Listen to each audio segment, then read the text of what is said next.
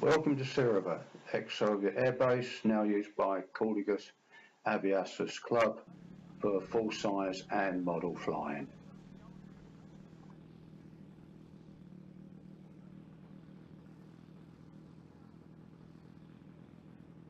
Now, here we have the classic Skymaster.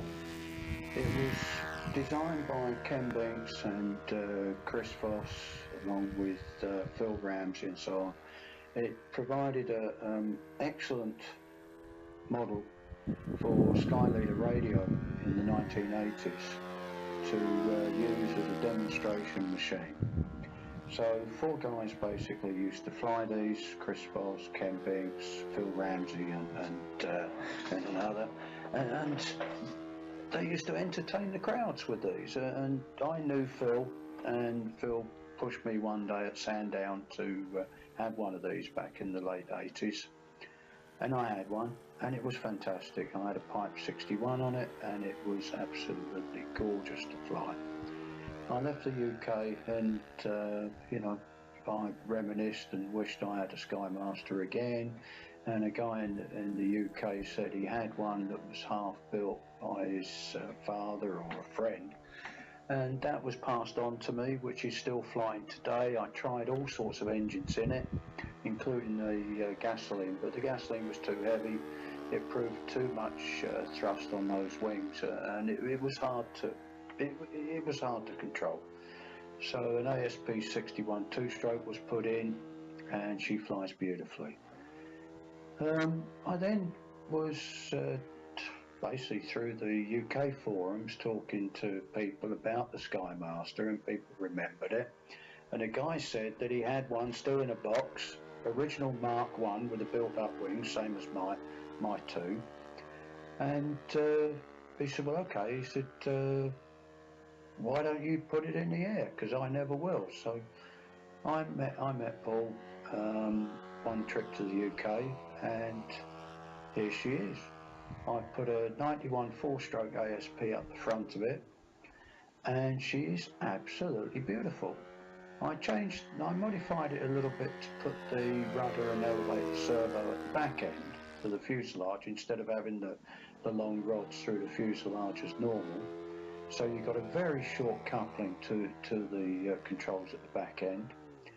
She's original on the aileron. She only has bottom wing ailerons. My other one I converted to 4 ailerons, that's top and bottom, but to be quite honest, it doesn't make a lot of difference to her. She still only rolls at the same rate. But this one I left without interplane struts. My other red one does have interplane struts, but again, not really necessary.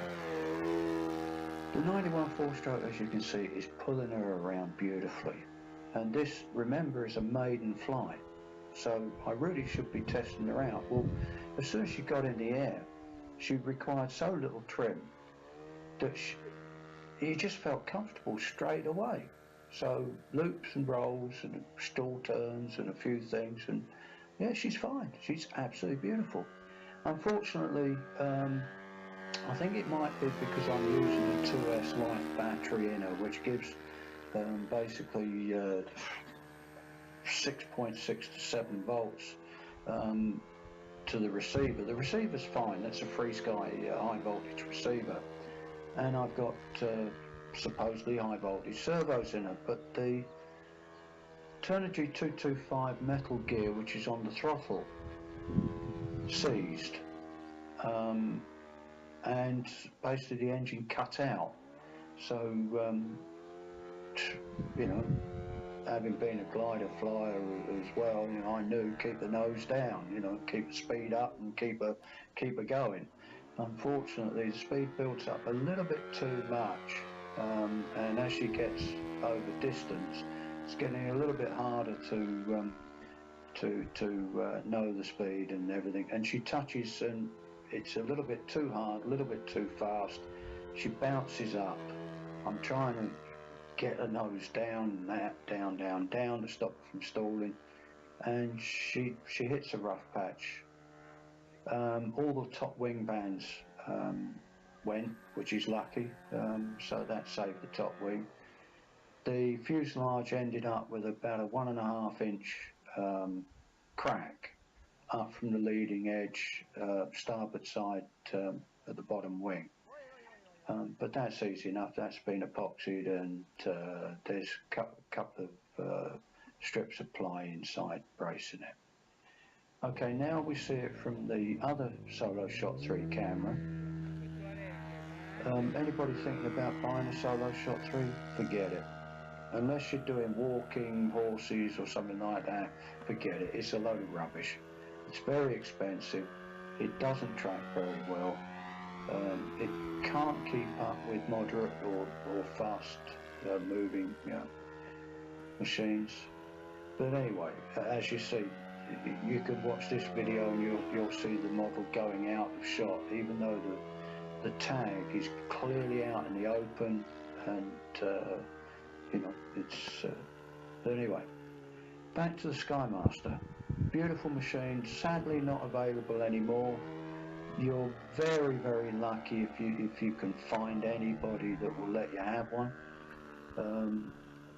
I was just lucky with these two, and this one is gorgeous. There's a possibility that she may have actually been in the hands of the Sky Leader team at one stage. I'm not sure. Paul wasn't absolutely sure about it. She does have very, very similar colour scheme, but she doesn't have Sky Leader decals on. Well, maybe they've come off or taken off over the years, I don't know. But she flies superb, and repairs have already been done.